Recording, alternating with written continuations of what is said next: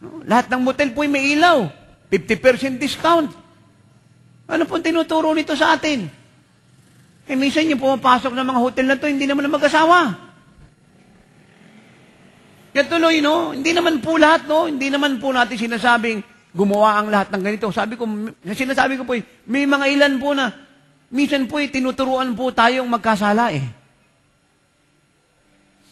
Para po bang yung Valentine Day po, passport para pumasok ka ng hotel at ipadama yung so-called pag-ibig.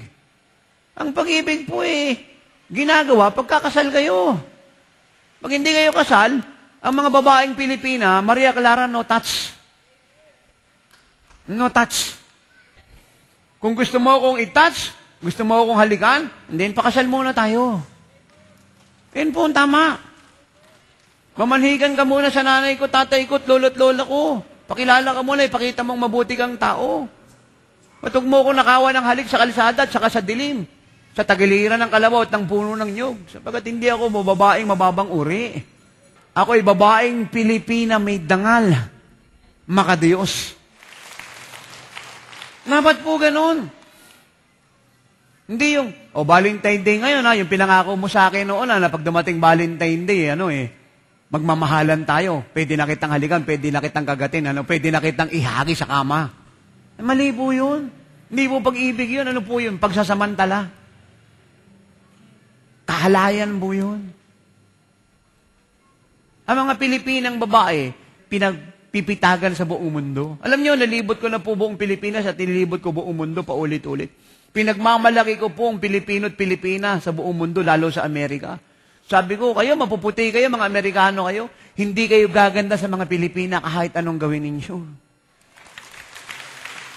Hindi po ako nagpapatawa, sinasabi ko po yun.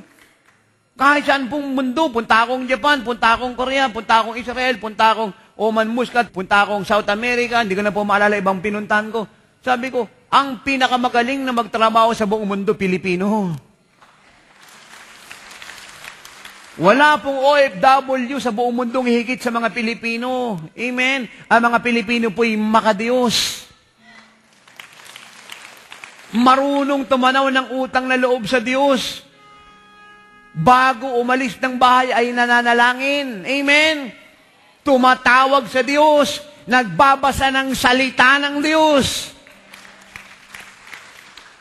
Amen? Punta po ako ng Hong Kong, ako po'y malungkot. Dami pong pamahiin doon. Ano po ang mga pamahiin? Year of the rat. Year of the snake. Year of the monkey. Year of the pig. Ano po itong may tutulong sa atin? Buti pa po yung baboy may taon. Yung pong daga may taon. Yung ahas may taon. Pinararangalan pag dumadating yung taon po nila kuno. Amen? Yung iba pong mga hayop may taon. Baliktarin po natin ito, walang may tutulong sa atin ng baboy. Ang magagawa lang po ng baboy, kainin po natin lahat. Amen? Tapos na po ang pamahiin ng mga year of the rat, year of the dragon, year of the snake, year of the pig. Ito po mga Chinese magical arts. Hula-hula po rito, tapos na po ito, Pilipinas. Pampanga, tapos na po ito. Linisin natin ang ating buhay sa lahat po ng pamahiin ito. Bakit ko po sinabing tapos na po ito? Sapagat ito na po ang araw, taon, panahon ng Diyos sa buong Pilipinas. Hallelujah! Ako po'y naniniwalang ito na po ang araw, buwan, taon at panahon ng Diyos sa Pilipinas. Palakpakan natin ang Diyos ng malakas. Amen? Hindi mo ba nakakalungkot yan? Paano nga matutuwa ang Diyos nito? Sipin mo ikaw yung gumawa ng Hong Kong, ikaw yung gumawa ng China, ikaw yung gumawa ng buong mundo, pagkatapos year of the rat, year of the pig, year of the monkey, year of the snake, amen, year of the dragon. Bakit natin ito palitan na? A day of the Lord, amen, a month of the Lord, year of the Lord, and forever for the Lord. Hallelujah!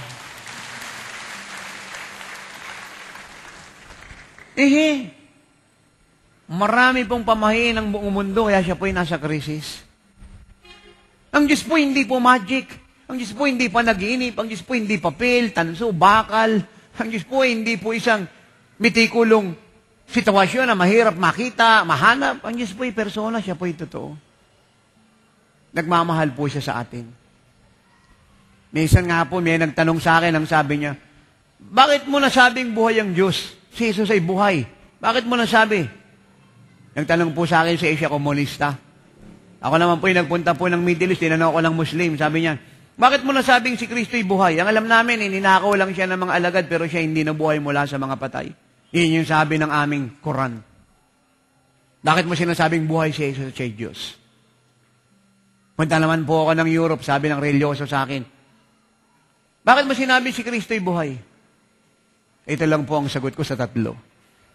Kung bakit ko sinabi si Kristo ay buhay, hindi dahil nabasa ko sa aklat na ako'y nag-aaral ng high school, hindi dahil ito'y naituro sa akin sa simbahan, hindi dahil sa ito ay narinig ko sa salita ng mga tao at mga magulang ko, tinuno ko, hindi dahil sa ito ay narinig ko sa mga reliyosong tao. Sinasabi kong si Kristo ay buhay sapagkat naranasan ko siya, binago niya ang buhay ko.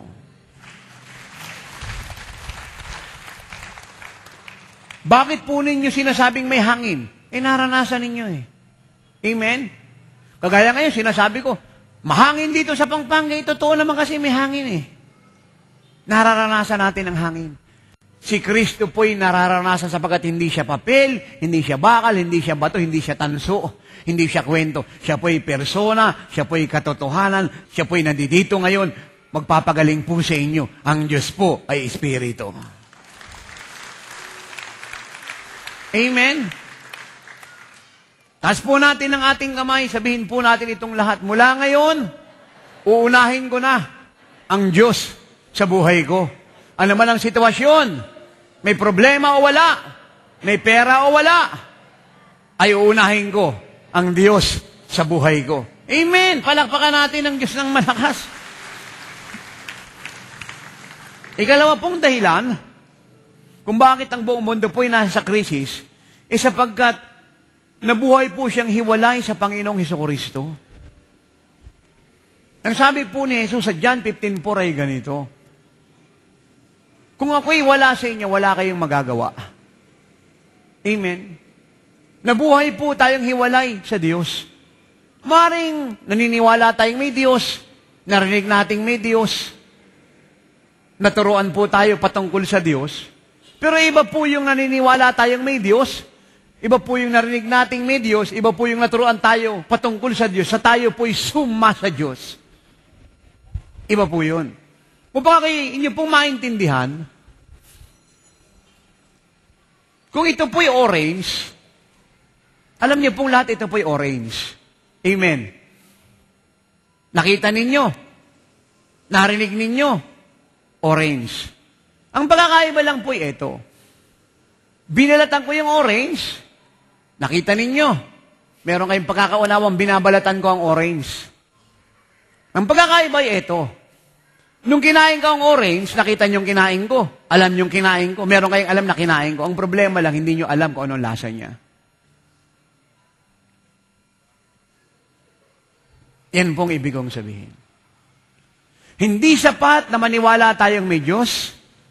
Hindi sapat na narinig nating may Diyos. Hindi sapat na tayo po'y naturuan patungkol sa Diyos. Kinakailangan tayo'y suma-Diyos. Hindi sapat na alam niyong ito'y orange. Hindi sapat na alam niyong ito'y binuksan ko, binalatan. Hindi sapat na meron kayong pagkakaunawang ang orange na ito'y binabalatan ko, kinakain ko. Kinakailangang maranasan niyo yung orange na kinain ko.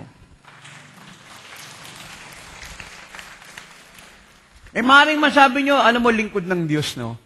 Matagal ko nang gustong mangyari sa buhay ko yan. Kaya lang, alam mo, ako'y matanda na. Ako'y bata pa. Hindi ako nag-aral, no? Simpleng tao lang ako, hindi kami mayaman, hindi kami kilala, hindi kami sikat, hindi kami tanyag. Alam niyo mga iniibig mga magulang Pilipina, wala po kayong problema ron. Si Kristo po ay para sa lahat ng tao. Naligo ka man ngayon o hindi, ano man ang amoy mo, may pera ka o wala, wasak man ang buhay mo, kilala ka o hindi, mahirap ka man o mayaman ka, wala pong pinakaiba, mahal na mahal ka ng Panginoong Hesukristo.